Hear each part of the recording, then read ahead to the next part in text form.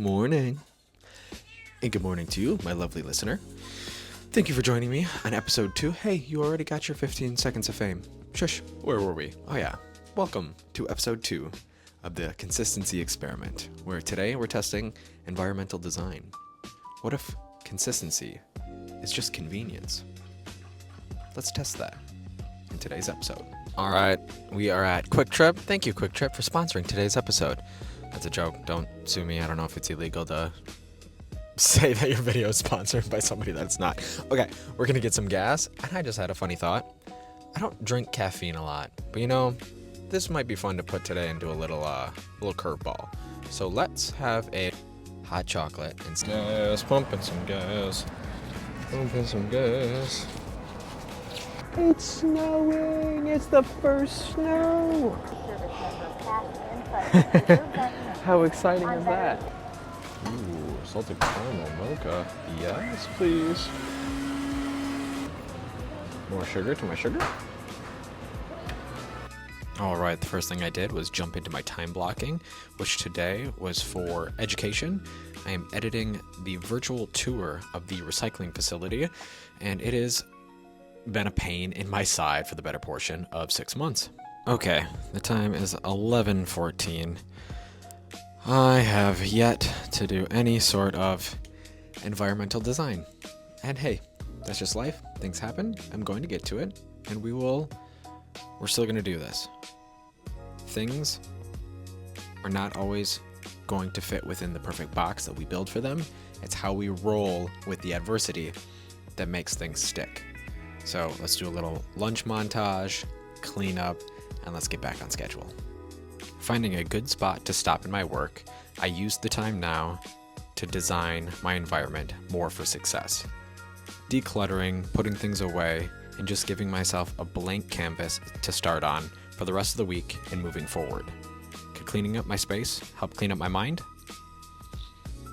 Okay, I'm feeling much better about this. I've got my desk cleared, a clear space, clear mind. I've got my calendar printouts with my time blocking right there. I've got my notes on the side of things and projects that have come up during those blocks where I don't just task switch. I write them down and then I will allocate them to the correct block. So I'm feeling good there. Next, I think we'll take a look at the big ass planner made by Jesse Itzler. Jesse is a fantastic human being. Don't know him personally, but just seems pretty cool. Created a bunch of companies. Lives an awesome life, just overall seems like a great human, and he wants to get people to plan out their life, to make sure that you are doing the things that you want to do that need to get done. So he's got a big ass calendar, he's got a big ass planner, and it's supposed to help move you forward to make sure that you are doing the things you say you're doing. I got this back in January. Let's take a look at how we did here. Some motivation right there. All right, we started off the year. Again, daughters love to color on things, but I've got some stuff in there, all right? I worked pretty well. We go into February. Looks like I still was using it. That's awesome. Okay, March. Got really light in April. Okay, looks like I did one thing. And May, looks like I scheduled something out. That probably was in there when I filled it out back in January. Yes, that definitely was. We are into June. Same thing, that was filled out in January. All right, July. No schedule, nothing to be seen. August, same song and dance over and over. So how many of you can relate to this? You start the year strong. You tell yourself you're gonna be more proactive. You're gonna plan, you're gonna write things down, and somewhere it falls off. Life happens. I had this thing tucked away back here in the corner. Clearly, that didn't work. So what happens if I just turn this into my new workstation placemat? I keep it here, somewhere where it's in my visual field. Will that change my habits? Will that make me more consistent? I don't know, but that's what I'm here to test. So I'm going to refill it out for the month of November, get everything from my calendar onto here, and then find a place where I can set this so that 1, it's not in the way, and 2, I actually use it. Honestly, this was probably one of the highlights of today's experiment. Really sitting down and being intentional about my calendar and my structure. I found great value in not only remembering things that I'd forgotten, but getting ahead of next week. I realized that I had some appointments coming up and things I needed to request off for, and things to be excited for. These are great examples of why getting to know your schedule better is so beneficial. All right, the last item I tried to clean up was the big giant calendar that sits behind my desk every day. My daughter, when she comes into my office, she loves to color all over it, and I've just kind of left it. It turns out dry erase marker is really hard to come off if it's been on there for more than a couple of months. So instead of cleaning the entire calendar off, which you can't change the past, we can only look at the present and the future. I've cleared off November and December so I can start planning for the rest of the year. All right. It would help if I actually had the mic in my hand. All right.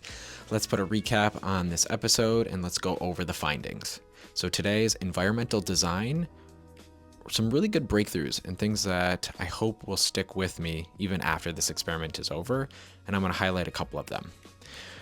We just ended on the calendar in the back. Now, I don't foresee this one being a huge boost in either productivity or focus when it comes to consistency. If anything, it's just a good visual reminder. I've drawn some arrows on there to highlight the month I'm in, and this is good for high-level tasks that might be a couple of weeks out as just a, hey, turn around, quick reminder, this X is happening on this day. The biggest ones, I think, are going to come from these, are going to be my daily printouts. Now, yes, I work in recycling, and yes, is this wasteful? Maybe, but I think it's going to help me be a better employee and more consistent. This is my entire schedule for the day. It's double-sided, and I've started printing it out one every day of the week. Now, on here, we've got additional notes. I can put things that come up during the day. This is going to be a huge time saver. Not only does it help me stop from task switching, it also helps me from forgetting things. I can write it there in the margins, and I can add it to another time block for its allocated time block. Okay, great. That is going to help me in the day-to-day. The planner, this is going to help me in the week-to-week or month-to-month. This was a really fun experiment to go through, not only to remember the things that I have coming up the rest of the month, but it gives me a sense of focus. It gives me a sense of direction. So day-to-day, month-to-month.